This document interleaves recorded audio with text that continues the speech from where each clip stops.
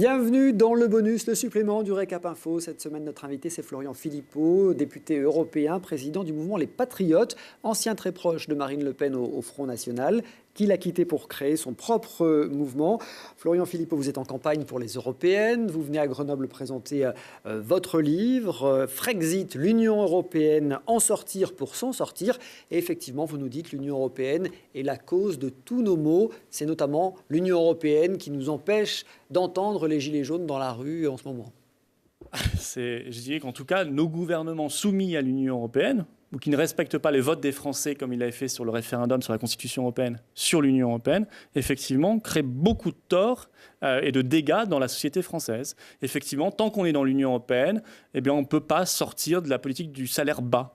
On ne peut pas sortir de la politique des petites retraites. On ne peut pas sauver nos services publics. Au contraire, on doit les détruire. On ne peut pas avoir de frontières face à l'immigration. On ne peut pas interdire les pesticides parce que l'Union européenne ne veut pas que nous les interdisions, etc., etc. Mon livre, il explique ça très concrètement à partir de la vie quotidienne. Et c'est vrai, un peu le seul dans la vie politique française, mais pas parmi les Français, qui, eux, comprennent de mieux en mieux, à faire ce diagnostic et à donner la clé pour en sortir. Et à promouvoir, du coup, pendant votre campagne, le Frexit, l'abandon par la France de l'Union européenne. Vous souhaitez que la France quitte l'Union européenne. Quand on voit les difficultés que ça provoque en Grande-Bretagne, est-ce que ça n'est pas de nature à effrayer les électeurs, une telle proposition ? Non, moi je crois que c'est un facteur d'espérance que de retrouver sa liberté pour faire plein de choses pour son peuple. Et quand je regarde le Royaume-Uni, je vois des soubresauts politiques. C'est normal, c'est une vie démocratique, ça. Vous savez, même en France aussi, depuis que Macron est là, 7 ministres ont démissionné. Bon, mais c'est pas grave, on les remplace. Pareil au Royaume-Uni. Mais il se trouve que le Royaume-Uni retrouve sa liberté. Et qu'en ce moment, ils ont plus de croissance économique que la France. Ils ont 4% de chômeurs seulement. Au plus bas depuis 45 ans, et leur immigration a déjà été divisée par 3. Franchement, si ça c'est l'apocalypse, moi je veux bien signer pour cet apocalypse-là. Non, je crois qu'il faut voir ça comme une espérance, plutôt que de rester coincé dans la prison des peuples qui est devenue l'Union européenne. L'Union européenne est une prison. Bien sûr que c'est une prison.